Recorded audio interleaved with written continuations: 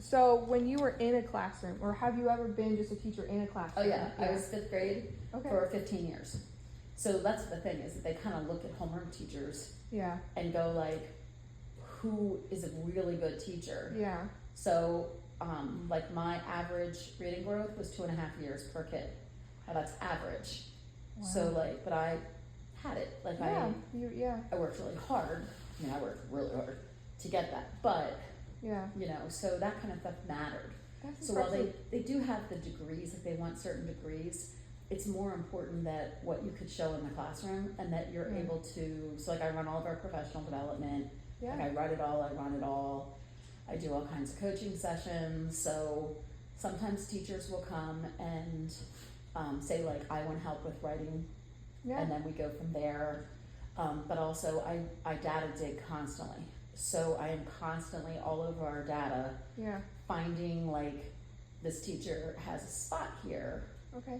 And first you establish relationships. That's awesome. But then like, I'm lucky because, and my dad always says, the harder I work, the luckier I get. I'm lucky in the fact that I'm able to approach teachers and say, hey, I imagine you're probably not super happy about the last set of data that you put out. If you're interested, I've got some thoughts. Yeah. You know what I mean? And I'm accepted and they take them. But again, it's not a conversation they're having with the principals, so they usually really appreciate that. Well, yeah, I can imagine that being like a different vibe in that conversation for sure. Yeah. Having to have a conversation with your principal is probably terrifying because that is your boss. Yeah, it is. And and like a lot of times if I see you miss something, I go to you and say like, you dropped the ball. Yeah. And like pick it up before the principal notices. Yeah. And it's the principal wants that too, because they don't want to have to, you know what I mean? Like, and you know, we're all human, but it's nice to like, I can help you stay off the principal's radar. That's great. Yeah, everybody wants that for sure. Yeah, it's a great, I love my job. It's a ton of work, but I love my job. Yeah. I'm in charge of all the Pennsylvania testing. Like if a test is given, besides access, which is ELD, I'm in charge of it for the whole school. Yeah, it's. So then I imagine like if school district in Lancaster switches up curriculum, it probably hits your desk first. Yeah. Yeah. So I'm often, and again, because I'm a veteran, like I've done this for a while. Yeah. I'm often on committees to help pick out the new curriculum, writing curriculum and doing all that, but that's, because I've been doing this a long time. So like now, not only do I teach the teachers how to be better teachers, I'm also in a lot of different varieties of teaching teachers how to be good coaches for their buildings. People ask me sometimes what you do as a teacher, and I'm like, she teaches the other teachers. Like I can never remember what your actual title is, and then she teaches other teachers. So I had to look it up on the School District Lancaster website to get to my professor. So I'm like, I can't say she teaches teachers because that's not her actual position. When you were in the classroom, what kind of issues did you run into with families? So I teach in inner city, and that is, like some people think that's like, you know, I love it. So when I taught, now it was a while ago, you know, because I've been out of the classroom for 15 years. I take 3 reading groups a day. Okay. Most coaches don't do that, but I feel like it keeps me grounded in reality. I can imagine, So like when I say to a teacher, hey, Bob's having a hard time, they tend to listen a little more because I know truly who Bob is. And, you know, as soon as you stop doing something, you become out of touch. Absolutely. So when I say, hey, here's an activity you could do with kids, I've done it with kids that year, you know that it's going to work. So that helps me a lot. But to go back to your question, so I taught at King Elementary School, which is like, I mean, it is down. Oh, you're down there. Like a lot. I mean, unbelievable poverty. People are doing what they have to do to survive. So a lot of parents that were really good parents, but if you're working 2 or 3 jobs, you are not home with your child. It's hard to be involved in your kid's school when you gotta work like that. Exactly. So they trusted us implicitly with their children. Yeah. So if I called home and said, Bob's not, I always use the word Bob because in 31 years of teaching, I've never taught a Bob. Hey, so there you go. whenever I talk to, I've had tons of Roberts, but never had a Bob. Not breaking any rules there. Exactly. Like Bob is always my generic name. Yeah. You know? So if I call, because I've got to tell you, I was not calling home and saying Bob. Like, yeah. But if I called home and said like, listen, I'm really worried, Bob isn't coming to school on time, whatever, most times the answer I got back was like, I'll be taking care of that. Bob will be on time tomorrow. Yeah. So there's definitely been a shift in parenting in the last, COVID really hit people hard. Yeah. And some I know gentle parenting is a thing now. So we do have some, I have more parents now that will make excuses for their children, but I feel really strongly that I help those parents go, your child is intelligent and strong. They are just as strong as the other kids in the classroom. They are just as smart. Yeah. They are just as kind. I get to have high expectations for your child because I know they can. They can, yeah. Because they're not trying to, everybody, 99.999% of parents are doing what they think is best for their child. Mm-hmm. They are not trying to screw their child up. Yeah, absolutely. So therefore, if you always approach them from that particular point of view, yeah, I did a lot of I taught 5th grade, so it's the parent, the teacher, and the child are going to work together to get the best experience for that child. By that point, absolutely, yeah. Yeah. Yeah, we just had somebody come in from the Lebanon School District and spoke to our one class, my family partnership class. Yeah. And I found it really interesting. One of her suggestions for her class was making a good call home. I was going to say, I always made, my first call home was always good. Yeah. Always. She's like, but I had 32 kids. It's a lot. It's a lot, but it's worth it. She said every couple weeks, you make on a Friday, you make a good call home. Yep. And she made us laugh because she was like, you always get the parents an answer and you tell them who you are and they're like, oh no, what did they do? Yeah, you do. It's true. I said to her, I'm like, I'm a parent. That would be my reaction. Because to be fair, if school's calling, it's not good. You're not happy. Yeah, absolutely. It's definitely not good. I know here recently there's been we've had a ton of immigrants from all over. Mm-hmm. We actually just had somebody that came in talking, she's through Camp Hill. Mm-hmm. They actually it's not school affiliated, but they have her degree is English as a second language and something else. Mm-hmm. And their program that they have running is teaching these families and the kids English. Yes. And it's amazing what they've been doing with it. And my question for you is, I know Lancaster is a big one. Oh yeah. You guys get a lot. Oh yeah. Has that been, especially in the world of reading for you, has that been kind of a hump to try and because I'm sure you're getting more than one language barrier and all that. So a couple things. One, did you know Lancaster is the immigrant capital of the world? I think I remember you telling me this I'm before. so proud of that. And my district being dead center in the middle of the city, I feel therefore we are the immigrant school district of the world. Yeah, I would think that. Yeah. So when I first started teaching, pretty much it was Spanish. Yeah, I can imagine. So in my little school of not even 300 kids, so I have a small school. We're 2 tops, so every grade has 2 classes in it. Yeah. And we have 14 languages that are spoken. So we have kids that speak Swahili, and that's a dialect. Yeah. Literally Swahili. And Nepal comes and goes. We just had kids that moved in. What was the new one of this? Different varieties of, came from Saudi Arabia or that area. Creole, because they're coming from, they'll speak Creole or they'll speak French Creole or Haitian. So they'll speak a different version of French, a Haiti version of French. Yeah. So there's a lot happening down there. So yeah, there is. And that's what they're coming because they are fleeing for their safety. Yeah. Have you anybody from Ukraine yet? No, we had not. And we expected it, but we didn't. But what happens is you tend to move to where other people already know. Yeah. And Camp Hill has some things set up for Ukraine, right? Yeah, they do. So there's churches downtown that really is what made us and they work together, which I think is really cool. Yeah, this program is it's run at a church. Yeah.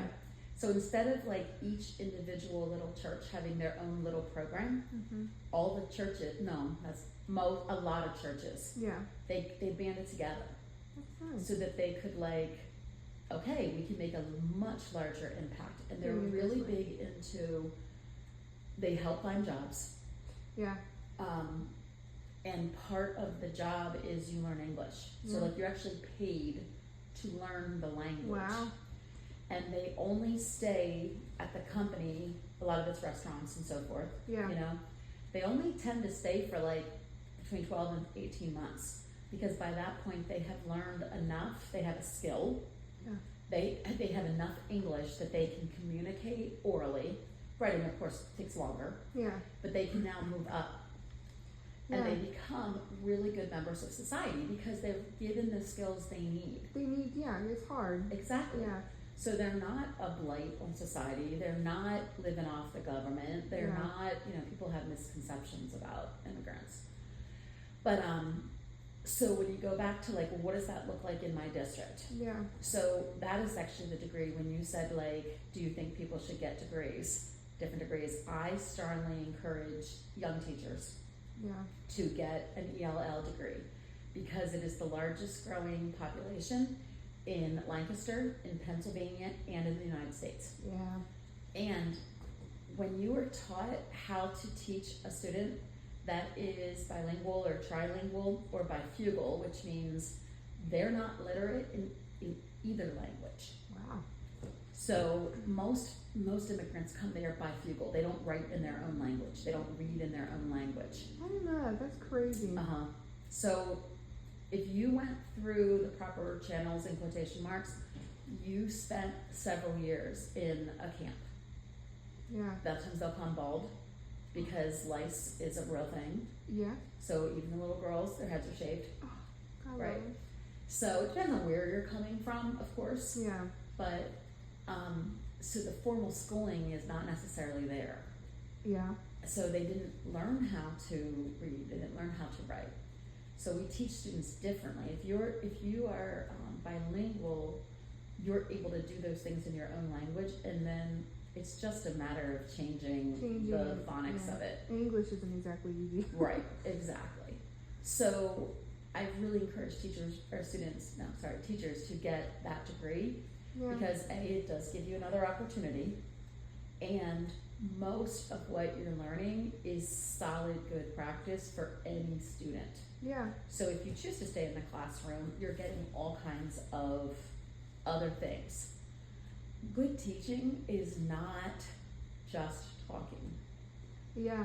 So a lot of EL lessons and courses and so forth are how to teach multimodalities. Yeah.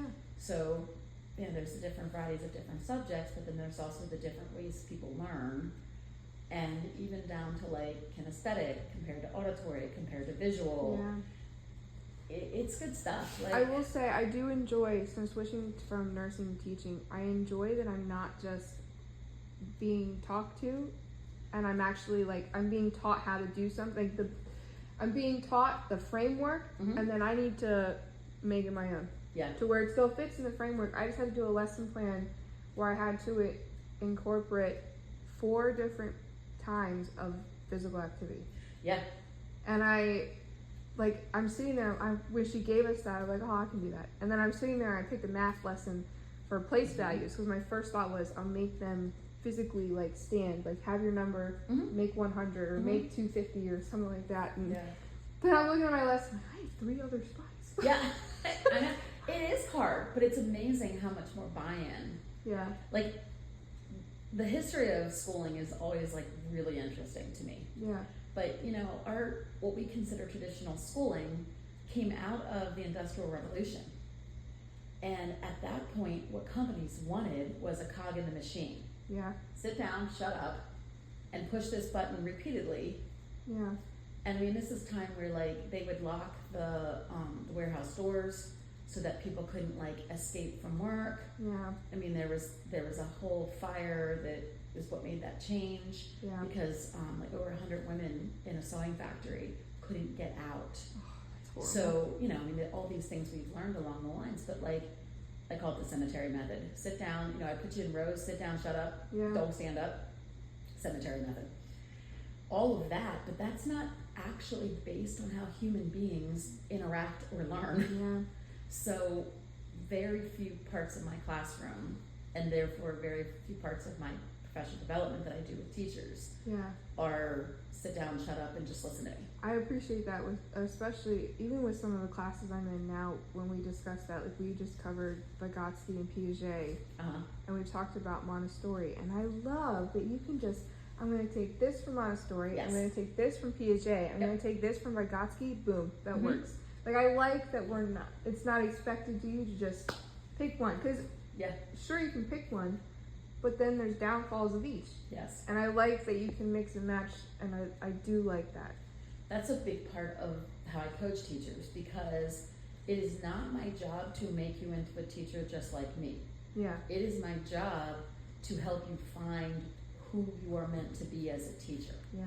So yes, I mean, I'm huge standards, like we do standards. I'm really data driven. You have to, yeah. So if you say like, this is a good lesson, I say, great, where's your data that proves it?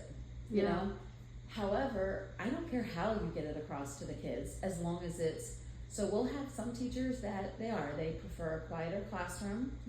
They still do, you know, turn in talks and the kids are still active and all that, but there's this quiet buzz in the room. Yeah.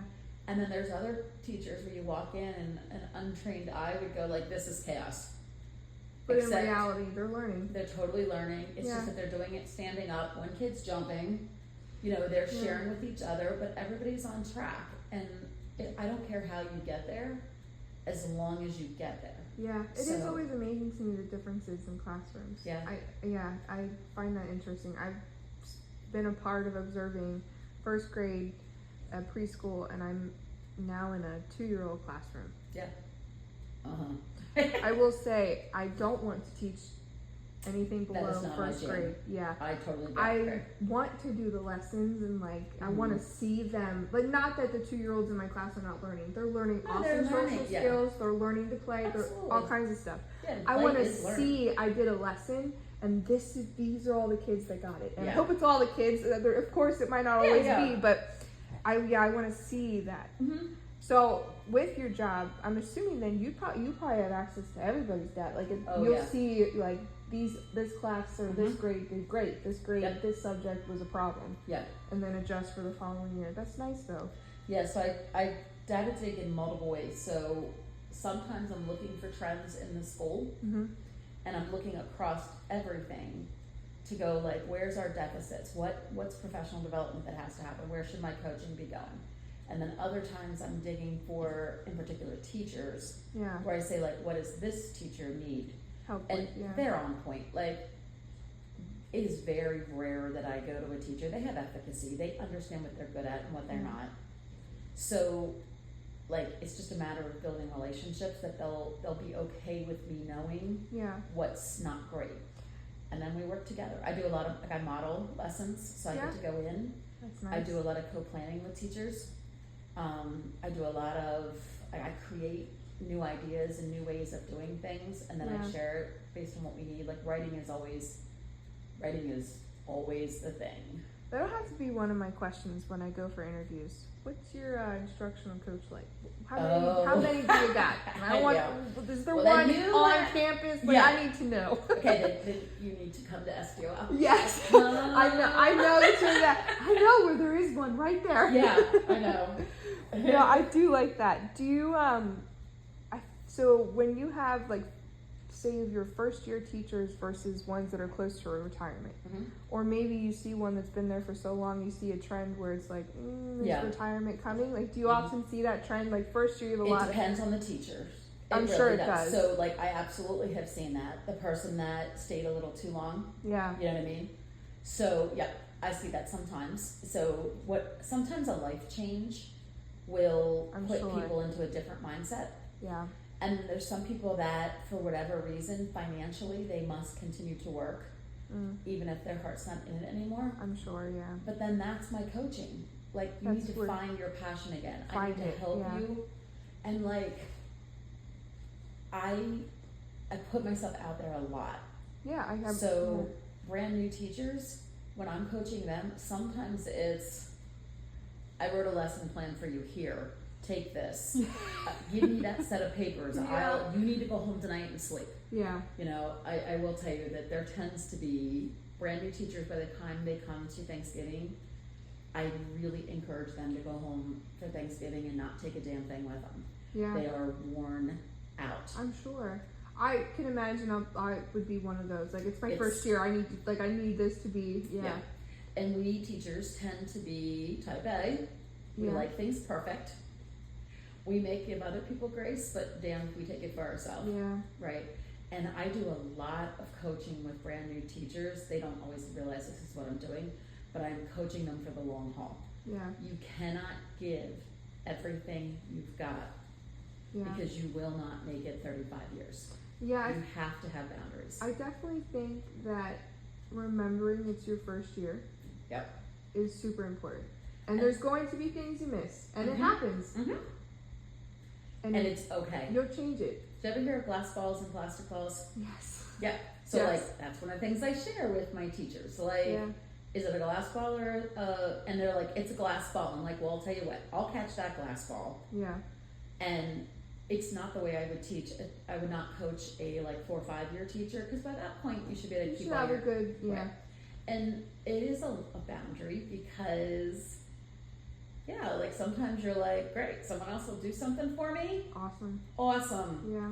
So I have things I do to make sure that like everyone's getting what they need. Yeah. But like, you know, brand new, another example is, you know, your first pregnancy and you're teaching. Yeah. You're exhausted. You don't realize how and they say things like, my favorite, bless their hearts, they tell the sub that's going to be coming in for them, listen, babies sleep like 15 hours a day.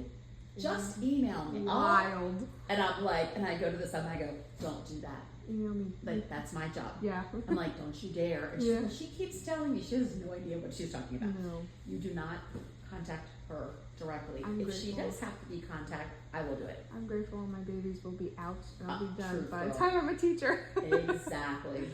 Oh, that's funny. Do you have any advice for dealing with job stress? I think people forget that teaching does come with some stress. It comes with a lot of stress. It's actually one of the most stressful jobs. Yeah. Of course, police officers, military, firemen, various forms of medical. Well, this is the generation that's going to take care of me when I'm old. I need them to be smart. That's funny, because I actually tell them that. I tell my students that. I actually, because you can't tell people to like, relax. Yeah. It's just one more thing on my to-do list. Instead, I help them frame things. Yeah. So, you know, one of my lines is like, listen, no child ever didn't learn because the A on the bulletin board wasn't exactly straight. You do have to learn how to work smart and hard.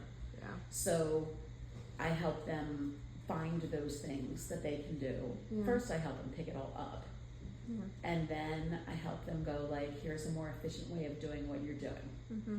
Here's something that you can do. You know, you do have to pick your battles. Yeah. It is interesting because there is another side to it. And the generation that's coming in now has been taught like growth mindset and take care of yourself and every once in a while we will get a young teacher who isn't prepared for stress. And we had a teacher last year. She was actually a building sub. Okay. So she used her 10 sick days and her 3 personal days before halfway through the year, because she kept taking mental health days. Oh gosh. And then she started taking days without pay. And I was like, you can't. And then when a position came up, she was shocked she didn't get it. And that's kind of what we said too. Yeah. So if you some people deal with stress in different ways. They don't understand how to actually deal with the stress, so they hide from it. Yeah. And that's not good for your students. Yeah, no. So we need you at school. You know what I mean? Yeah. You know, you're sick, you stay home. You know what I mean? But you can't go like, whew, tomorrow's gonna be a lot. I'm not coming. I'm out, yeah. I'm out. No, it's not how it works. So yeah, I give them real ways to deal with stress, and the majority of what I can do is, what stresses people out the most is trying really hard and being ineffective. Yeah, I can see that. So I do a lot of coaching on how to do something more efficient. Yeah. So that you're getting that pleasure out of kids learning, and it didn't take you 9 hours to write the lesson plan. I think that'd be one that I'd struggle with. Like, I put in so much, and then to see it not be effective for my students, I'd feel it's really so stressful. horrible. It is. Yeah. Like, I can remember, I cried, first of all, my first year teaching, I cried almost every day. Fair. And Dale Peters they didn't have instructional coaches at the time. Yeah. But she stayed after, because I would stay at school for no less than 12 hours a day. No less. Now, I will say this is back in the olden days where I didn't have a laptop to take back with me. Yeah. You know what I mean? But she would stay with me. Aww. And like, there was so much stuff I was making myself because there was no Amazon. There was no, like... Yes. I just got, what's it called? Lesson Picks? Oh, yeah. I was just introduced to that. I can't wait to use that. I'm like AI? Yeah. And Canvas or Canva? Canva. Oh, I love it. Yeah. That was my last, when I said about degrees. Yeah. So I had finished my supervisory. I purposely didn't do my principalship. Normally your supervisory and your principalship go hand in hand. Yeah. Except I would not. I don't want to be a principal. That is not my path. Yeah. However, I had seen people that got their principalships that were highly coerced into taking a principalship that they didn't want. Yeah. And if you don't have that degree, they can't do that to you. However, if I decided I wanted it, all it is it's 2 more classes, and I have to sit for my supervisory cert again, like the test. I could have it done. I could bang that out in 1 semester if I chose to do it. Yeah. So, and they could emergency certify me if needed. If I said like, this is important to me. Yeah. Maybe if my principal got sick. Yeah. Or something, and they went like, we need a leader to step up. Yeah. Your school probably would be like, Becky. I could do it in a heartbeat, and legally and all that. Yeah. But it would be my choice. They couldn't make me do it. Yeah. So. I have got Logan's Uncle Glenn, Diane's brother, is a teacher at La Torte. I didn't know that. He's a great teacher. Oh, that's cool. I didn't know that. He's fun. Neat. He was my backup, and I had actually asked him at our last family gathering. I had asked about, because I have to make a decision: am I going to stick with early childhood education, or am I going to do the dual with special education? Mm-hmm. And I've always said, I know in my heart I am not built to be a special education teacher. That is not my path. I hear that. I know that it's not a matter of if, it's a matter of when that I will have that in my classroom. Yep. And by that, that's fine. I'm happy to do that.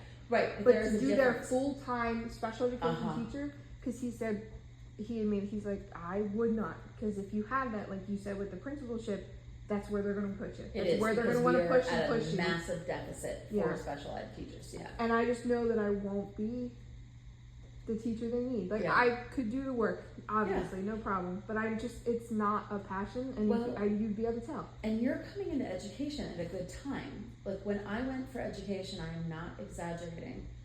There was 1 position, and there were 100 applicants for that 1 position. Oof. Where now it's flipped. Oh, we will post positions and can't get anyone to apply. Yeah. So you're in a position where a good teacher can be picked up pretty good. Like, I long-term subbed for 3 years before I was able to pick up a contract. But just like you said, like, that was because I said it wrong the first. I'm elementary education, early childhood, dual certified with a specialization in urban education. That's technically what my thing was. I just didn't say it right. But it did give me a lot of options. Yeah. And I think it's smart that you're gonna get a dual certification or something. Yeah. Because if you, did you say your degree is gonna be early childhood? It's just, right now I will come out of LVC with early childhood education. Yeah. And Which then means you can from there I only go can do up to whatever. 5-year-old. Yeah, right? I'm up to 5th grade.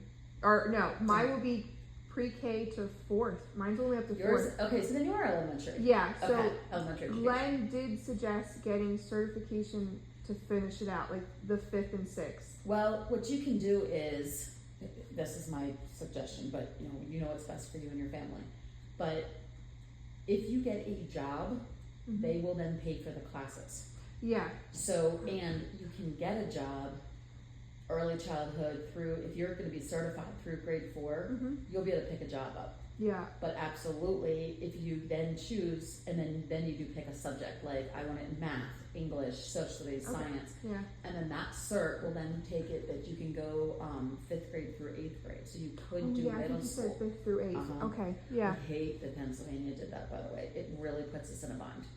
Because when most 5th grades are in elementary buildings, Yeah. 6th grade depends if you're middle school or junior high, but most 5th grades are in the elementary buildings, and they only went up to 4th instead of 5th. I was like, yeah. So we often, when we have 5th grade positions, we do not have enough applicants. For it. So, I can imagine. So that's something I should probably think about. But yeah, having someone else pay for your degree, yeah. Yeah, I'm down for that. Yeah. That's all the questions I had. Okay, cool.